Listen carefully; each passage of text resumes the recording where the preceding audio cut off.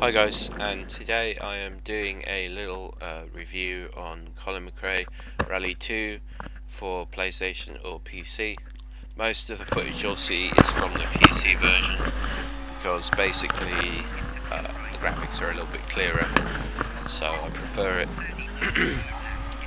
So I'll just read a bit off the Wikipedia. It is the second game in the Colin McRae Rally series, featuring the works-entered cars and rallies of the 2000 World Rally Championship. The game has 3 difficulty levels, namely Novice, Intermediate and Expert. As with the previous game, Colin McRae Rally 2, it lets players take part in rallying events set in various stages across the world, and employs a number of cars featured in the 2000 World Rally Championship, such as the Ford Focus RS WRC and the Subaru Impreza GC. New features include arcade mode with a head-to-head competition against AI drivers, or another player, improved graphics with more detailed vehicles, models and interiors, and a cleaner and more minimalist menu system, which will be retained for the rest of the series until the release of Dirt 2. Nicky Grist, whom at the time was the co-driver for McRae in 2000, reprises his role from the first game, who would remain until the end of Colin McRae Dirt in 2007. Grist later returned to voice as himself in Dirt 4 in 2017.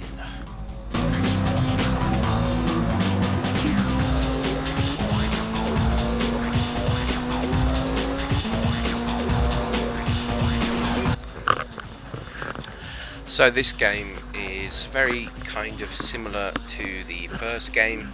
The first game was really ahead of its time in terms of graphics and gameplay. This is like a kind of more polished version of the first game. The graphics have definitely improved, although on the PlayStation version only a little bit maybe. On the PC there is a marked change. The cars seem to be bigger and chunkier in this due to a trail cam that is a little bit closer than in the first game.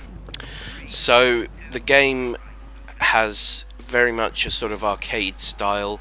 It's that same, very similar physics to the first game, just maybe a little bit more drag in some of the corners, but essentially that kind of the kind of Scandinavian flicks type style where you're sliding the rear out to get around corners is still very prevalent in this, just as the first game. Some of the other nice touches from the first game, such as the mud splatter on the car, have returned, made a welcome return. So the scenery is one of the things I noticed that was kind of cool with the older Colin McRae game, and Colin McRae 2 kind of expands on that with some cool little scenery in Australia and in Britain, where you might, like you read at one point, you go into the grounds of what looks like a stately home. It's a small detail, but it's something I always notice about especially the early Colin McRae games. They had very nice scenery. So the first game had a fair selection of destinations. Same again here.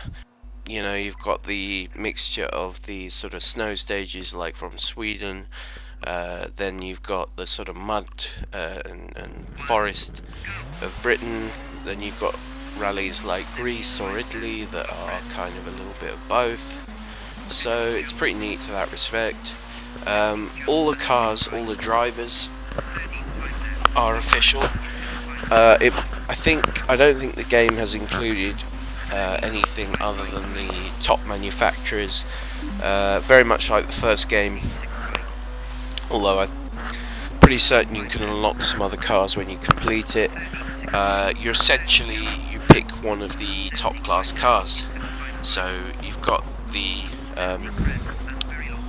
Peugeot 206, the Subaru, the Ford, Seat, this time had released a WRC car, and the Toyota Corolla and the Mitsubishi Lancer.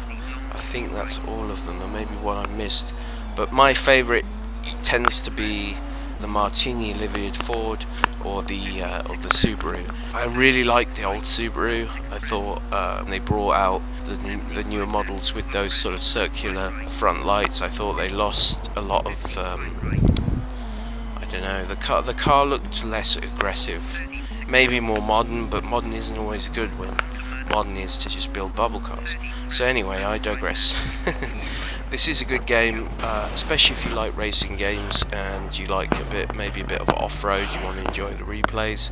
This is definitely a good game. Even today, it's got quite good graphics, so it's not future-proof, but they've been a bit smart, Codemasters, because if you run it at very high graphics, which is probably when it first came out no one could do, but now obviously like it's pretty clear on full graphics if you catch my drift. So how much should I give this?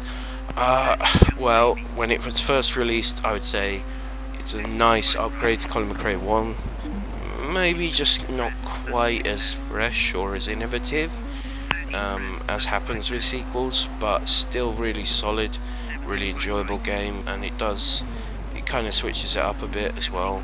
So I would give the release version of this a 9 out of 10. I think if we give a more general overview, I'm going to give it 8. Yeah, 8. So, you know, I think that's fair appraisal. And I will see you guys later. I'm heading to the podium.